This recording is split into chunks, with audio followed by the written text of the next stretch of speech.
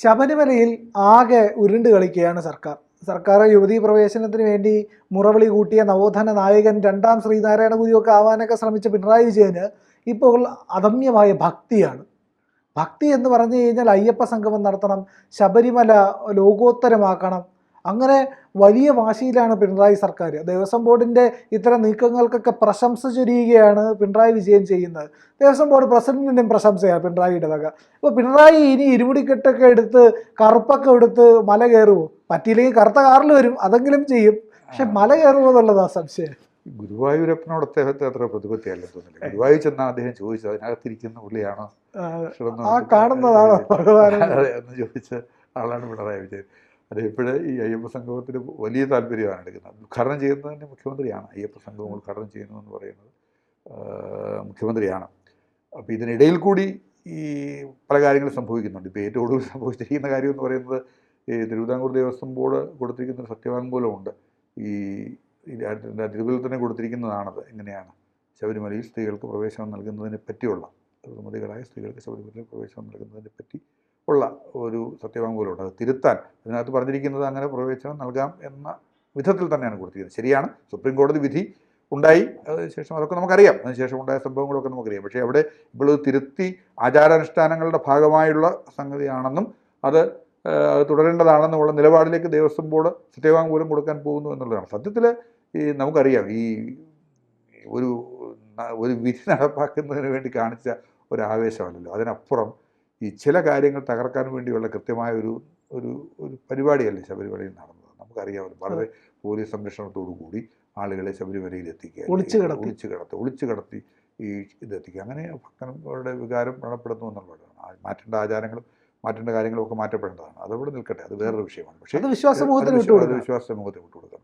Devaswom board അടക്കമുള്ള കാര്യങ്ങൾ വിശ്വാസ സമൂഹത്തിന് വിട്ടുകൊടുക്കണമെന്നുള്ളതിൻ്റെ ഒരു പ്രധാനപ്പെട്ട ഒരു ചൂണ്ടുവലയാണ്. കാരണം ഈ അയ്യപ്പ സംഗമം എന്നുകൊണ്ട് സർക്കാർ ഉദ്ദേശിക്കുന്നത് ഒരു ഇപ്പോൾ പലരും അതിനെ സപ്പോർട്ട് ചെയ്തിരിക്കുന്നു. ഇപ്പോൾ NSS സപ്പോർട്ട് ചെയ്തിരിക്കുന്നു, SNDP സപ്പോർട്ട് ചെയ്തിരിക്കുന്നു, ശിവഗിരി മഠം സപ്പോർട്ട് ചെയ്തിരിക്കുന്നു. ഇതൊക്കെ നമ്മൾ കാണുന്നുണ്ട്. ഇത്തരം സമുദായ സംഘടനകളുമൊക്കെ സർക്കാരിനെ അനുകൂലിക്കുന്നത് നമ്മൾ കാണുന്നുണ്ട്. പക്ഷേ ഇവിടെ ഈ അയ്യപ്പ ക്ഷേത്രം അല്ലെ ശബരിമലയിലെ അയ്യപ്പ ക്ഷേത്രം ബേസ് ചെയ്താണല്ലോ ഈ കാര്യങ്ങളൊക്കെ നടക്കുന്നത്. ഇവിടെ വളരെ വർഷങ്ങളായി പ്രവർത്തിക്കുന്ന അയ്യപ്പ ഭക്ത സംഘടനകളുണ്ട്.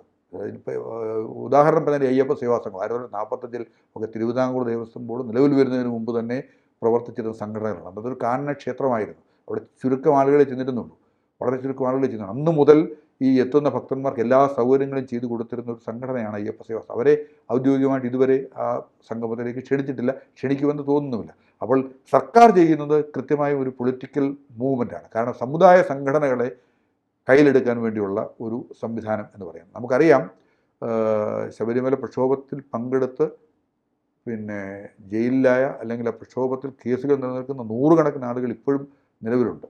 ഈ പ്രക്ഷോഭം ആദ്യം ആരംഭിക്കുന്നത് നായർ സർവീസ് സൊസൈറ്റിയുടെ നേതൃത്വത്തിലാണ്, NSS നേതൃത്വത്തിലാണ്. അവരാണ് ആദ്യം ഈ പന്തളത്ത് നടത്തിയ ഒരു ഘോഷയാത്രയെ തുടർന്നാണ് നിലപാട് മാറ്റി പലർക്കും ഈ പ്രക്ഷോഭത്തിൽ പങ്കാളികളാകേണ്ടി വന്നത്. നമ്മളത് കണ്ടതാണ്.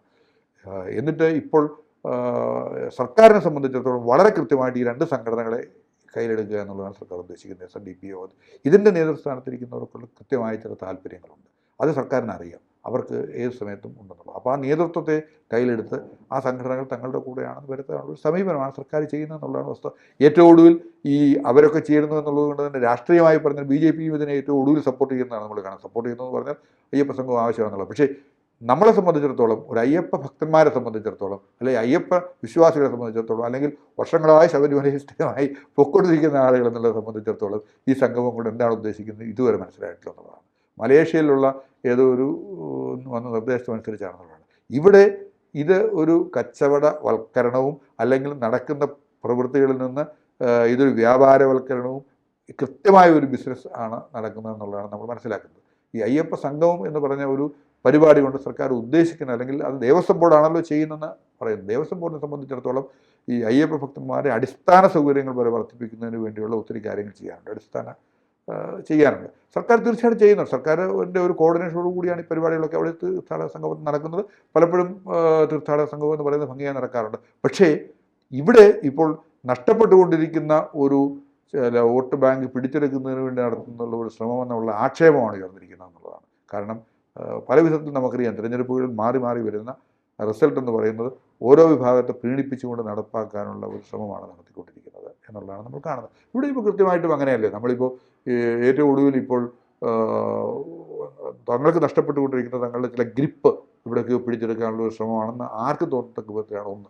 രണ്ടാമത് ഇതിൻ്റെ പിന്നിലെ വലിയ വാണിജ്യ താല്പര്യം എന്ന് പറയുന്നതാണ്. ശബരിമലയിൽ നടക്കുന്ന കാര്യങ്ങളെ സംബന്ധിച്ചിടത്തോളം, അവിടെ നടത്തുന്ന നിർമ്മാണ പ്രവർത്തനങ്ങൾ അടക്കമുള്ള കാര്യങ്ങളെ സംബന്ധിച്ചിടത്തോളം ഒരു സംവിധാനമുണ്ട്. അത് ദേവൻ്റെ ഹിതമനുസരിച്ച് വേണമെന്ന ഒരു സംവിധാനമുണ്ട്. ദേവപ്രശ്നം നടത്തി വേണമെന്നുള്ള ഒരു കാര്യമുണ്ട്. അപ്പോൾ ഇവിടെയൊക്കെ അയ്യപ്പ ഭക്തന്മാർക്ക് കൃത്യമായ റോളുണ്ട്. ഏറ്റവും പ്രധാനം, ഞാൻ നേരത്തെ പറഞ്ഞതുപോലെ, വർഷങ്ങളായി പ്രവർത്തിക്കുന്ന അയ്യപ്പ ഭക്ത സംഘടനകളുണ്ട്. ശബരിമലയുടെ വികസനത്തിൽ അവർ നൽകിയിട്ടുള്ള പങ്കെന്ന് പറയുന്നത് വളരെ വലുതാണ്. അന്നദാനമെന്ന് പറയുന്നത് വർഷങ്ങൾ ഇപ്പോൾ ദേവസ്വം ബോർഡ് നേരിട്ട് ഏറ്റെടുത്ത് നടത്തുന്നുണ്ട്. നല്ല കാര്യം, അതിനെപ്പറ്റി. പക്ഷേ ഇവർക്കൊക്കെ അനുമതി നിഷേധിച്ചുകൊണ്ട് ചെയ്യേണ്ട കാര്യം ദേവസ്വം ബോർഡിനെ സംബന്ധിച്ചിടത്തോളം പോലുമില്ല. കാരണം ദേവസ്വം ബോർഡ് ഇത്തരം കാര്യങ്ങളെപ്പറ്റി ചിന്തിക്കാതിരുന്ന അവസരത്തിലാണ് ഭക്തന്മാരുടെ സഹായത്തോടു കൂടി പിന്നെ ശബരിമല സേവാ സമാജം, ഭൂതനാഥ വിലാസം അന്നദാന സംഘം എന്നൊക്കെ പറയുന്ന വളരെയേറെ വർഷങ്ങളായി പ്രവർത്തിക്കുന്ന സംഘടനകളാണ്. അപ്പോൾ അവരൊന്നും ഔദ്യോഗികമായി ക്ഷണിക്കപ്പെടാതെ സർക്കാർ, സമുദായ സംഘടനകൾക്ക് നേരിട്ട് ഈ അയ്യപ്പ ക്ഷേത്രവും അതിൻ്റെ ചടങ്ങുകളുമായി ബന്ധമില്ല. അപ്പം നേരെ ശബരിമല അയ്യപ്പ ക്ഷേത്രവുമായി ബന്ധപ്പെട്ട് പ്രവർത്തിച്ചിരുന്ന വലിയ സമൂഹമുണ്ട്. അവരെ ഉൾക്കൊള്ളുകയും അവരെ വേണ്ട വിധത്തിൽ ചേർത്ത് നിർത്തുകയും ചെയ്യാതെ നടത്തിക്കഴിഞ്ഞാൽ അതിനകത്ത് ഒരു അഭംഗിയുണ്ട്, അതിനകത്തൊരു ശരികേടുണ്ട്. അതോടൊപ്പം ഈ വാണിജ്യ താല്പര്യങ്ങൾക്കനുസരിച്ച് ആരൊക്കെയാണ് ഇനി അവിടെ വന്ന് പുത്തൻ കാര്യങ്ങൾ അല്ലെങ്കിൽ ഈ ശബരിമലയിലെ നിലനിൽക്കുന്ന ആചാരാനുഷ്ഠാനങ്ങൾക്ക് വിരുദ്ധമായി പ്രവൃത്തികൾ ചെയ്യുന്നതെന്ന് കാണേണ്ടിയിരിക്കുന്നു. ഇതിലൊക്കെ പ്രധാനമാണ് ഈ പ്രക്ഷോഭത്തിൽ പങ്കെടുത്തവരുടെ കേസുകൾ പിൻവലിക്കുക എന്നൊരു കാര്യം. അത് ഈ അയ്യപ്പ സംഗമത്തിന് മുമ്പ് തന്നെ ചെയ്യേണ്ടതാണ്. നമുക്കറിയാം, പിന്നെ ഈ ഇത്തരം കേസുകൾ പിൻവലിച്ച ഈ പൗരത്വ പ്രക്ഷോഭത്തെ സംബന്ധിച്ചിടത്തോളമൊക്കെ SDPI PF അവരൊക്കെ നടത്തിയ പ്രക്ഷോഭത്തിൻ്റെ കേസുകളൊക്കെ സർക്കാർ പിൻവലിച്ചു. പൗരത്വ പ്രക്ഷോഭത്തോടനുബന്ധിച്ച് കുറേയേറെ കേസുകൾ, ഈ അക്രമ സംഭവങ്ങൾ അടക്കമുള്ള കേസുകൾ ഉണ്ടായിരുന്നു. അതൊക്കെ പിൻവലിക്കാൻ സർക്കാരിന് കഴിഞ്ഞു ഇതിനു മുമ്പ് തന്നെ. അതിനു മുമ്പ് നടന്നതാണ് ഈ അയ്യപ്പ സംഗമം, അയ്യപ്പ ഭക്തന്മാരുടെ പ്രക്ഷോഭം എന്ന് പറയുന്നത്. ഈ ഒളിച്ചു കടത്തലിനെതിരെ അല്ലെങ്കിൽ വിധിയുടെ മറവിൽ ഈ എല്ലാ ആചാരങ്ങളെയും തെറ്റിച്ചുകൊണ്ട് ചെയ്ത കാര്യം എന്ന് പറയുന്നത്. ഇങ്ങനെ അപ്പോൾ അതിൽ ഇതുവരെ പിൻവലിക്കാനുള്ള ഒരു ആർജവും ഒരു മനോഭാവം സർക്കാർ കാണിക്കുന്നില്ല. അത് കൃത്യമായിട്ട് ഉന്നയിക്കുകയാണ് സത്യത്തിൽ ഈ സമുദായ സംഘടനകൾ എന്ന് പറയുന്നത് ചെയ്യുന്നത്. പ്രബലമായ സമുദായ സംഘടനകളുടെ നിയന്ത്രണത്തിലെ ഭക്തിയും അത് രണ്ട് കാര്യങ്ങളാണ്. സമുദായ സംഘടന എന്ന് പറയുന്നത് സമുദായങ്ങളുടെ മറ്റു ചില കാര്യങ്ങളുമായി ബന്ധപ്പെട്ടാണ് സമുദായ സംഘടനകൾ പ്രവർത്തിക്കേണ്ടത്. പക്ഷേ അവരെ കയ്യിലെടുത്തു കഴിഞ്ഞാൽ രാഷ്ട്രീയമായ സ്വാധീനം വർദ്ധിപ്പിക്കാവുന്ന നിലപാടാണ് ഭരിക്കുന്നവർക്കുള്ളത്. അതാണ് ഇവിടെ നടന്നുകൊണ്ടിരിക്കുന്നത് എന്നുള്ളതാണ്. ഓരോരർത്ഥത്തിലും ഈ ഭക്തി, വിശ്വാസം, ഇത്തരം കാര്യങ്ങളെ സംബന്ധിച്ച് ചേർന്ന് പോകുന്ന ഒരു കാര്യമായിട്ടല്ല നമുക്ക് തോന്നുന്നത്. അങ്ങനെയാണ് നമുക്ക് ഇപ്പോൾ തോന്നുന്നത്. ഏതായാലും ഇപ്പോൾ ദേവസ്വം ബോർഡ് ഇക്കാര്യത്തിൽ പുനർവിചിന്തനത്തിന് തയ്യാറായി എന്ന് പറയുന്നത് നല്ല കാര്യമായിട്ടാണ് എനിക്ക് തോന്നുന്നത്. കാരണം ഈ സത്യവാങ്മൂലം സുപ്രീം കോടതിയിൽ പുതിയതായി കൊടുക്കാൻ തയ്യാറായിരിക്കുന്നു എന്നുള്ളത്. അപ്പോൾ അങ്ങനെയുള്ള പുത്തൻ കാര്യങ്ങൾ ഉണ്ടാകുന്നുവെങ്കിൽ വിശ്വാസത്തിലും ആചാരത്തിലും അനുഷ്ഠിതമായി ഈ തീർത്ഥാടനം സുഗമമായി നടക്കുന്നതിനുള്ള സംവിധാനം ഉണ്ടാക്കുക എന്നതാണ് ആവശ്യം. അത് എത്രത്തോളം ഇതിനകത്തുണ്ട് എന്ന് ഏതായാലും പ്രഥമ ദൃഷ്ടിയ ഇതിൻ്റെ ലക്ഷ്യം അത്ര നന്നായല്ല തോന്നുന്നത് എന്ന് നമുക്ക് കൃത്യമായും പറയാൻ കഴിയും. നടക്കട്ടെ, ഇനിയിപ്പം അല്ലാതെ നമുക്ക് പറയാൻ കഴിയില്ല. പിന്നെ ഈ പറഞ്ഞതുപോലെ മുഖ്യമന്ത്രിക്ക് ഒരു വിശ്വാസം ഇനി അവിടെ ചെന്ന് എവിടെയാണ് അയ്യപ്പൻ ഇരിക്കുന്നതെന്ന് അദ്ദേഹം ചോദിക്കാതിരിക്കട്ടെ എന്ന് നമുക്ക് പ്രതീക്ഷിക്കാൻ പറ്റും. എവിടെയാണ് ശബരിമലയല്ല, പമ്പാതീരത്താണ് നടക്കുന്നതെങ്കിലും അവിടെ അയ്യപ്പൻ എവിടെയാണ് ഇരിക്കുന്നതെന്ന് അദ്ദേഹം അങ്ങോട്ടും ഇങ്ങോട്ടും നമുക്ക് ചോദിക്കാൻ, എവിടെയാണോ അയ്യപ്പൻ ഇരിക്കുന്നത്, എവിടെയാണ് ഇരിക്കുന്നതെന്നൊന്നും അദ്ദേഹം ചോദിക്കാതിരിക്കട്ടെ. ഹിരണ്യകശിപു ഇതുപോലെയാ ചോദിച്ചത്, ഈ തൂണിനകത്തുണ്ടോ നിന്റെ ഭഗവാൻ എന്ന് ചോദിച്ചു ഹിരണ്യകശിപു. അപ്പൊ പറഞ്ഞു ആ ഉണ്ട് എന്ന് പറഞ്ഞു. അതാ വന്നു ഭഗവാൻ. അല്ല, ഭഗവാനോട് പിന്നെ അങ്ങനെയും ഉണ്ടായാൽ മതി. കമ്മ്യൂണിസ്റ്റ് ആയി എന്ന് പറഞ്ഞിട്ട് ഭഗവാന്റെ അടുത്തുള്ള പ്രേമമൊന്നും കുറയില്ലല്ലോ. ഇപ്പൊ മനസ്സിൽ ഇഷ്ടമുണ്ടെങ്കിൽ, ഇപ്പം എനിക്ക് തോന്നുന്നത് പിണറായി വിജയൻ ചിലപ്പോൾ അത്രയും മനസ്സിൽ അത്രയും സ്നേഹം ഭഗവാനോടുണ്ടെങ്കിൽ ഭഗവാനെ ഇനി എന്ത് വിളിച്ചാലും ശരി തന്നെ. ആരൊക്കെ ജ്യോത്സ്യന്മാർ നിർദ്ദേശിച്ചു രഹസ്യമായി അദ്ദേഹത്തിന്റെ ഭാര്യയോടൊക്കെ എന്ന് പറയുന്നത് കഷ്ടകാലം മാറാൻ എന്നും പറയുന്നുണ്ട്. നമുക്കറിയത്തില്ല, അങ്ങനെ ജനം പറയുന്നതായിരിക്കാം. ദൈവവിശ്വാസത്തിലെ PMS പോലും പറഞ്ഞിട്ടുണ്ടല്ലോ, യുക്തിവാദി അല്ല കമ്മ്യൂണിസ്റ്റ് യുക്തിവാദിയും തമ്മിൽ വ്യത്യാസം ഉണ്ടെന്ന്. അപ്പോൾ പിണറായി വിജയനും വിശ്വാസിയാവുന്നില്ലെങ്കിൽ ഈശ്വരനെ ഉള്ളിൽ സ്വീകരിക്കുന്നതിൽ അതിൽ യാതൊരു തെറ്റുണ്ടെന്ന് പറയാം. സ്പിരിച്വൽ മനസ്സുണ്ടാകുന്നത് ഏതൊരു ഭാരതീയനെ സംബന്ധിച്ചിടത്തോളം ഉള്ളതാണ്, ബേസിക്കലി ഉള്ളതാണ്.